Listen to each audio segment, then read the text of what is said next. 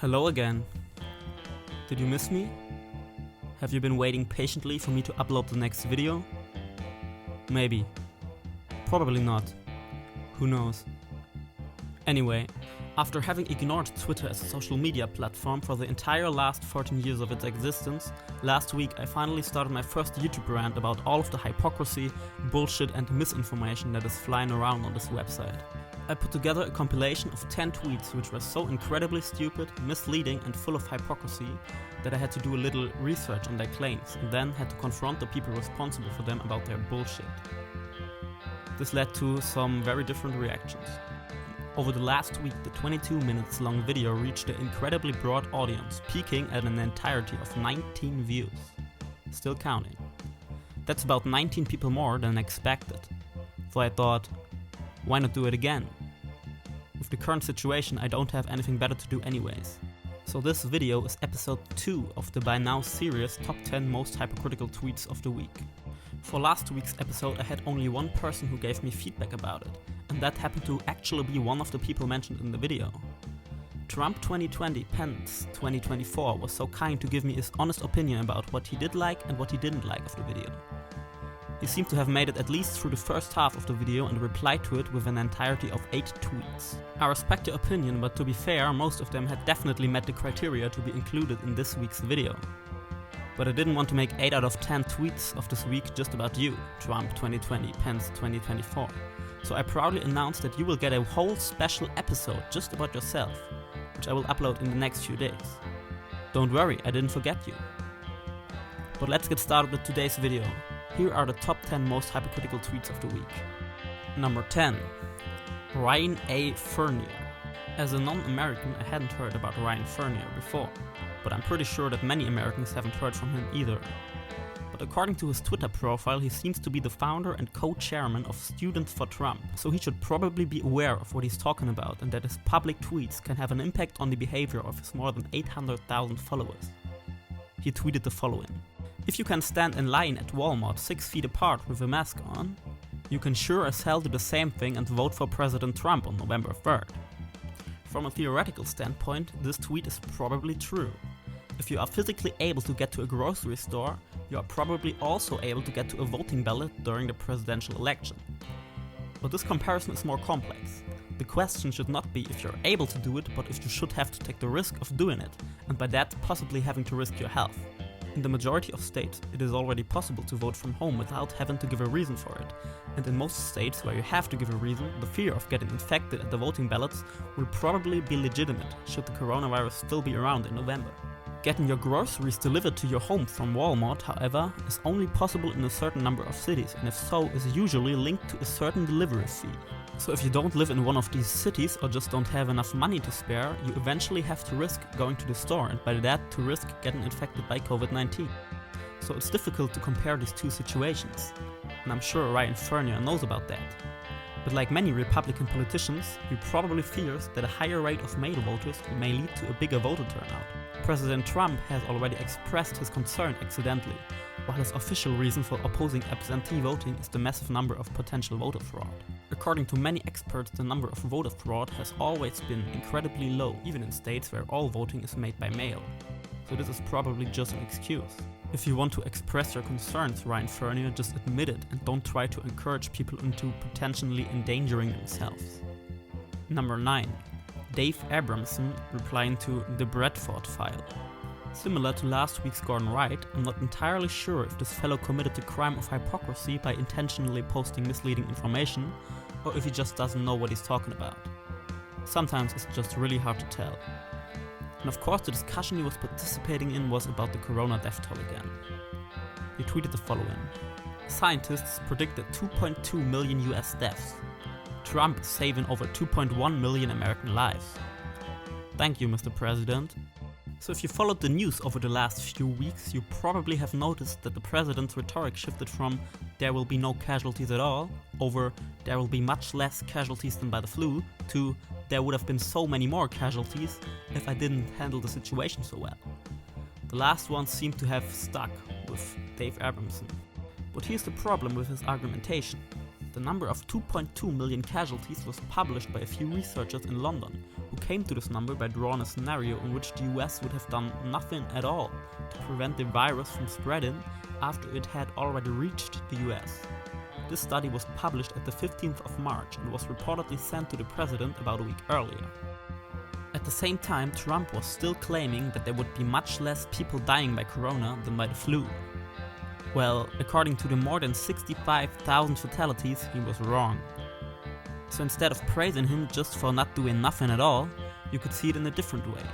Since the number of 2.2 million was predicted, Trump underestimated the number of people who would actually die by about 40,000. And this number is still growing. Which view you want to share to the world is up to you, of course. I just wanted to let you know that the view that the president had saved about 2 million people, just because he didn't just sit it out, is very, let's say, complacent. Number 8. Donald Trump Jr. This tweet is the shortest that has made it into one of my videos so far, but that doesn't mean that it is less hypocritical because of that. Following Trump Jr.'s Twitter feed is like watching a mother trying to defend her child that had just took a massive dump on the neighbor's lawn, while trying to clean it up, while trying to blame it on other kids, while expressing how proud she is of her out-of-control toddler. Donald Trump Sr. is the toddler in this scenario, of course. This time, the other kid was Joe Biden, who is at the time of this recording still the Democratic nominee for the upcoming presidential election, and his potential involvement in sexual misconduct. Trump Jr. tweeted the following. The Daily Wire. 8 women have accused Joe Biden of sexual misconduct and inappropriate touching. Donald Trump Jr. Yikes! To be clear, I'm not defending Joe Biden, and in my opinion he should get the same judicial and medial treatment as other people like Brett Kavanaugh or Kevin Spacey. I'm already working on a special episode just about Biden at the moment. But to be fair, Donald Trump Jr. should be the last one to publicly express his disgust. The report he is referring to lists 8 women who accused Joe Biden of sexual misconduct. This of course is 8 women more than there should be.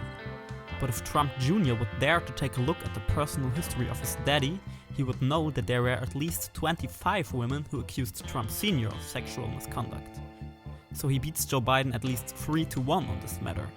None of these allegations have been proven to be true so far, so for both men, you probably have to act accordingly to the principle innocent until proven guilty. Maybe this will change in the future for both of them. You don't know that. But you haven't publicly expressed the disgust about your dad lustful rubbing his body on 25 innocent women yet, have you? Maybe now would be the perfect time, Donnie. Yikes. Number 7. Gail Rule. When you just look at this woman's account information, she seems to be a very nice lady.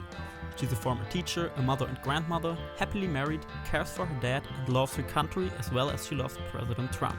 I've got to admit she certainly has accomplished much more in life than I have to this day. She even has about 2,000 times more Twitter followers than I do. Damn. But it doesn't save her from engaging into hypocritical tweets from time to time. This week she tweeted the following. President of the United States mentions in his press conference it's blue states asking for a bailout. California, New York, Illinois. The red states are fine. Is it accidental or is it talent? Is it mentality? I love this president. Open your eyes, voter. There are several misleading things in this tweet. This time I didn't even have to confront her about this because Twitter user Whale Like Me pointed out the exact things I had in mind when reading this, so I just retweeted his positions. First of all, it's not only Democratic lead states who ask for federal money during this pandemic. All 50 states do. Yes, some states demand more federal money than others, and one of them happens to be Illinois, which is led by a Democratic governor. But it doesn't mean that those states are trying to exploit the federal welfare system. If you look at the amount of money each state pays in federal taxes and how much they get in return from the federal government, it shows that blue states like California, New York, Illinois or New Jersey are among the states which pay a lot more than they get back, while traditional red states like Alaska, Georgia, North and South Dakota or Texas get a lot more money back than they pay. If you don't understand what that means, Gail, I'll explain it to you. Red states like Georgia, Texas or Oklahoma bag a lot of federal money, while blue states like Illinois, California, Michigan, New Jersey and New York pay the bill. Who's exploiting the government now, I'm not saying that the leaders of Illinois did a perfect job in dealing with their finances, but claiming that it's the blue states who exploit the system is just wrong and misleading. You're intentionally taking part in dividing the country in a moment at which unity is needed more than ever. Number 6. Ways and Means GOP. I would gladly report about more tweets which are not related to the coronavirus, but because of it being the only thing the world currently seems to care about, it's really hard to do. Hopefully this will change in the future. But this next tweet is again about who is the biggest philanthropist when it comes to handing out money to all the Americans who are struggling financially because of the coronavirus. This is what account Ways and Means GOP had to say about this question. Their answer will probably not surprise you. They tweeted the following. The Paycheck Protection Program has provided 1.6 million small businesses with the financial certainty during coronavirus. After careless delay, Dems finally stopped blocking $320 billion in additional funding for Main Street to keep its stores open and employees on payroll. Yes, it's true that the Senate, controlled by the GOP, approved a stimulus package for small businesses of the astonishing number of $320 billion. But saying that Democrats had carelessly blocked this amount of money being approved leaves out a lot of essential information and important context. First of all, they didn't block the proposal of $320 billion. What they opposed was the proposal of only $250 billion, because of it being not enough and because it would have left out a lot of small businesses who wouldn't have been eligible to obtain money from it. Also, they wanted additional money to be given to states and hospitals, who already struggle financially because of this crisis. And that's exactly what they accomplished in the end. So instead of getting just $250 billion for some small businesses, thanks to the Democratic Party, they now got $320 billion and an additional amount of $160 billion that goes to states, hospitals, and other people in need. Maybe you should mention this as well, but that wouldn't look as good on a vote for the GOP poster in the upcoming election, would it? Number 5. Donald Trump Jr. Again. Yes, it's this guy again. Because of the sheer amount of hypocritical tweets he puts out every day, it was very difficult to decide which one should make it into this week's compilation. So I just included 2. This one is probably even more hypocritical because it shows that Donald Trump Jr. not just ignores facts that oppose his narrative even if they are right before his eyes, but that he even tries to twist them into the exact opposite, hoping that his audience won't notice. Well, I did. He tweeted the following. CNN Politics. Speaker Pelosi on Trump's China travel restriction. Tens of thousands of people were still allowed in from China. It wasn't as it is described as this great moment. If you're going to shut the door because you have an evaluation of an epidemic, then shut the door. Donald Trump Jr. What Nancy Pelosi is neglecting to tell you is that most of these people were American citizens stranded abroad. Would be nice if CNN mentioned those minor details, but we know that's not happening. Fitting for Nancy, since she seems to fight for everyone but American citizens. I'm on his side considering the fact that CNN keeps ignoring facts that could put Democratic politicians in a bad light. I'll get to them in a few minutes. But this time this is just not the case. Maybe Donald Jr. didn't even watch the video before making edgy claims about its contents, or he just watched it without sound, or maybe he's just fucking deaf. None of those 3 explanations would surprise me at this point. So this is what Nancy Pelosi says in this exact video. There were Americans coming back or green card holders coming back, but there were tens of thousands. So if you're going to shut the door because you have an evaluation of an epidemic, then shut the door. There were Americans coming back, there were green card holders coming back.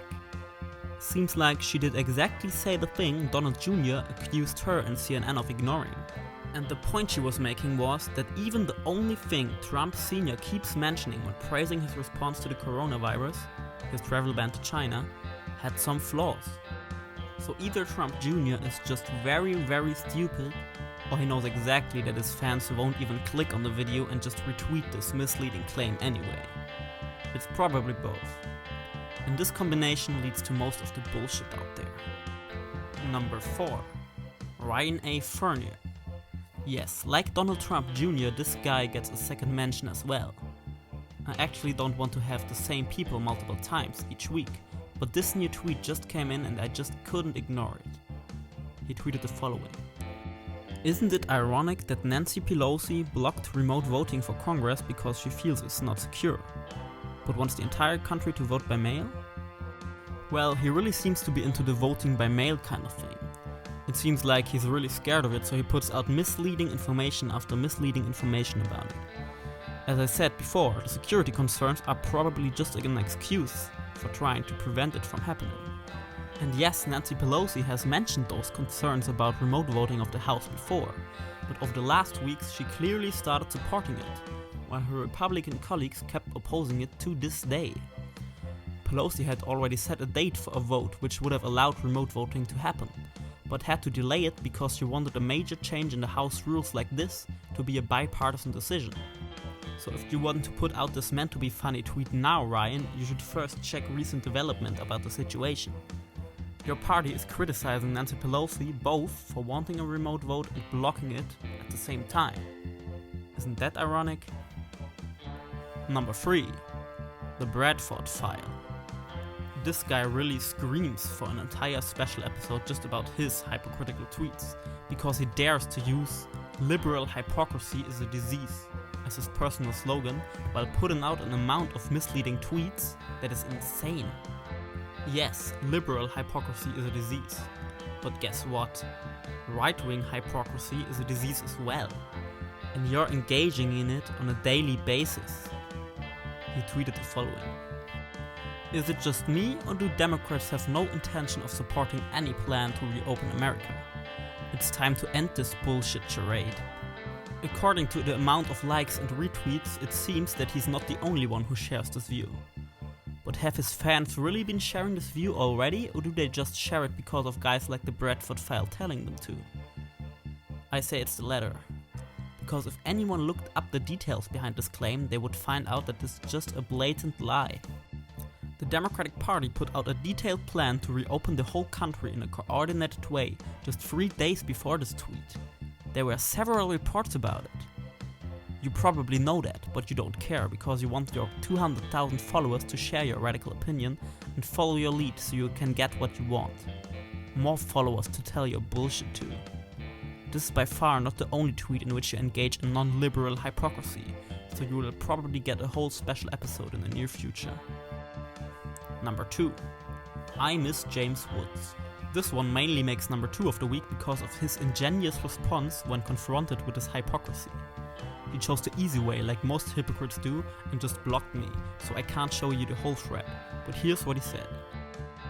His post was mainly about why Dr. Fauci had touted a certain medication for COVID-19, despite of it lacking clinical studies or FDA recommendations, while hydroxychloroquine, or HCQ, had shown, quote, better results, but was not recommended by Fauci.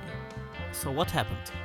This week, Fauci announced that COVID-19 patients treated with remdesivir showed a quicker recovery and milder symptoms than people who didn't get the medication. He quickly noted that this was not a randomized controlled double-blind kind of a study, but more of an observational hint. So you can't just start using it on all patients yet, but it's right that he touted it as good news. With HCQ, it's a whole different story. The self-named James Woods fan right here has probably heard that it had shown better results by the president himself, who kept recommending it after hearing about its effect in a clinical study in France. The thing is that this particular study had been criticized by scientists all over the world because of severe scientific errors. This went so far that even the paper which had published the study distanced itself from it. Another study in China which came to similar results was criticized for lacking scientific standards as well. All other studies about the effect of HCQ on COVID-19 came to the conclusion that it had no positive effect at all, or in some cases that it even led to a higher fatality rate among patients. So do you really think these are better results? Think again. I confronted this guy who has a fanbase of around 10,000 followers, and he didn't even respond, but just blocked me immediately. Well done, coward. You do the same thing every hypocrite does when confronted about this bullshit. You just run away with your eyes closed and pretend that no one has noted your hypocritical behavior. I mean, what do you have to lose? Do you fear that my 5 followers, of which 4 seem to usually disagree with me, will come after you? I didn't insult you and I didn't spam you with bullshit like you do with your followers. So man up, dude, and at least acknowledge that you can be wrong sometimes. Jesus Christ. Number 1. CNN. While most protagonists of this week could be assigned to the more conservative spectrum, the number 1 spot again goes to the liberal mainstream media. This week, CNN, which has even been criticized by other left-wing media as too biased when it comes to reporting about the president, tweeted the following. What's your rule of thumb when you cook chicken? Is it done when the juices run clear? When it's no longer pink? Or do you test the texture? None of these methods is foolproof, and even a meat thermometer may have drawbacks, according to a new study. To be fair, the author of this article probably knows more about cooking chicken than I do. And the article itself is probably not hypocritical at all. What is hypocritical, however, is that CNN seems to have the time to post such a random article that no one has ever asked for and that no one cares about, while ignoring a very huge topic which came up over the last weeks. Of course, I'm talking about the Joe Biden controversy concerning his potential involvement in sexual misconduct. To be clear, I don't make the claim that he's guilty. A judge has to decide that. But because of him being a de facto presidential nominee, you should expect one of the biggest news corporations in the world to give it a higher priority than a column about how to cook your fucking chicken. When Brett Kavanaugh was accused about sexual misconduct, which had possibly occurred about 30 years ago, this was all CNN ever talked about for weeks. But now they don't really mention it at all? Then give Joe Biden one brief interview about it and then just let it fall under the table again? This is not how you do objective news. I'm not saying that you're the only news network which is subjective in its reporting. Every media outlet there is subjective. Even I'm subjective in a way, even if I'm trying not to be. But ignoring the thing just because it could harm the presidential candidate you were pushing for months is just ridiculous. It's very dangerous that politicians keep discrediting the media more and more, because that's the first thing dictators have to do to gain power. But doing stuff like this, you're just making it easier for them to discredit you. Please consider this and start being more objective again, so you don't have to be number 1 again next week. So that's about it for this week's video. Congratulations, you made it to the end. If you think that some hypocritical tweets or Twitter users should have been there, you can just point them out and maybe they will make it into one of the next videos. And there will probably be a lot of them. Feel free to follow me on Twitter or subscribe to this YouTube channel if you happen to like or dislike what I'm doing. Hope to see you next week.